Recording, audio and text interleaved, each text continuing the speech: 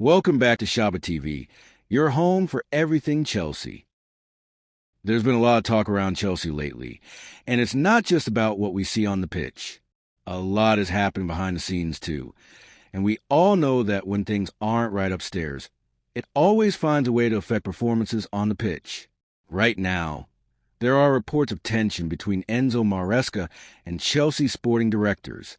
Some people say it's just media talk, but let's be honest, stories like this don't just come out of thin air.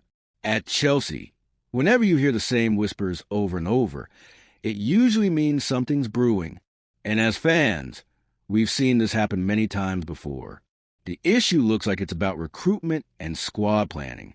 Maresca came in with a very clear style. He wants possession football, structure, and players who understand positional play. But for him to succeed, he needs the right players right now. His job depends on getting results quickly. On the other hand, the sporting directors, Paul Winstanley and Lawrence Stewart, are looking at the bigger picture. They're building for the future, focusing on youth, financial stability, and a plan that stretches years into the future. That's where the clash comes in. One side wants quick results. The other is patient and planning long-term. This is all happening at the worst possible time because expectations this season are already massive. Every bad result feels heavier. Every small mistake gets magnified.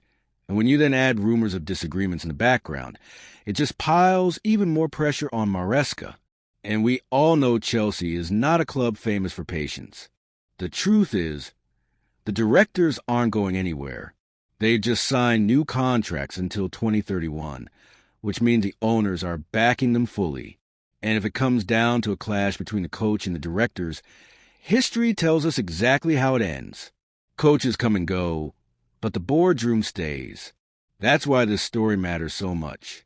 If Maresca feels frustrated and doesn't get the players he needs, and if the directors refuse to change their long-term vision, then the tension could become very real. And at Chelsea, when tension builds up, it rarely ends quietly. Of course, it could just be early misunderstandings. Every new manager has to adjust and find balance with the structure of the club. Sometimes disagreements are normal and manageable, but Chelsea fans have seen both sides before. Sometimes it works out, but other times it's a first step towards another sacking. That's why the situation feels delicate. If Maresca and the directors can work together and trust each other, then Chelsea could finally have stability. But if things get worse and frustration grows, then we could be heading down the same road we've seen so many times, a road where another manager leaves before building anything solid. So here's the real question. Is this just normal adjustment, or is this the start of another big clash at Chelsea? Now let's talk about the fans. Many are already split. Some feel Maresca's system is too strict and it's holding the players back, while others believe the real problem is recruitment and that he simply doesn't have the right tools. What about you? Where do you stand? Do you blame Maresca for being too stubborn or the directors for not backing him enough? On the pitch, you can clearly see Maresca's style. He wants the team to dominate the ball, to control the game. But has it really worked so far in the Premier League? Or is it just going to take more time before the players fully get it?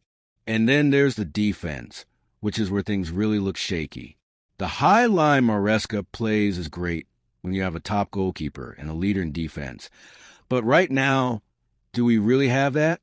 Against Bayer, we looked exposed every time they went direct. Robert Sanchez, instead of giving calmness, brings panic with his poor decisions.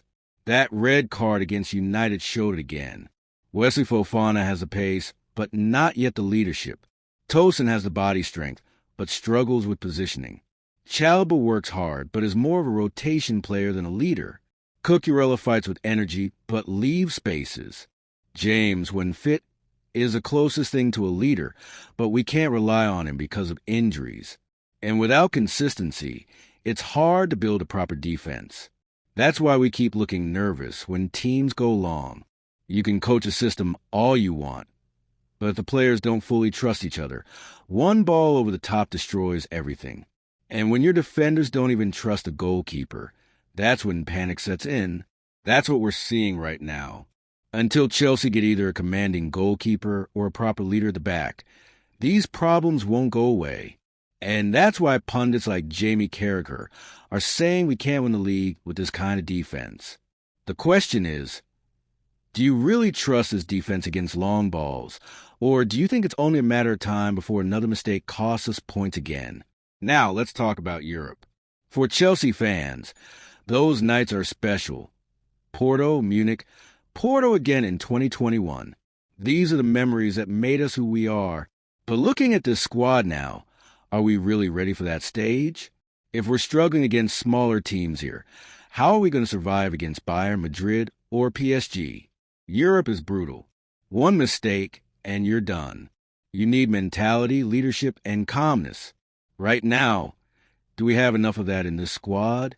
And imagine the damage to our pride if we get embarrassed in Europe just because we haven't fixed our basics at home. That would hurt not just on the pitch, but also the club's reputation and our ability to attract top players. So the big question is, can this team really compete in Europe as it stands, or are we heading for another nightmare instead of magical nights? And that's where we'll leave it on Shaba TV today. Chelsea is never boring.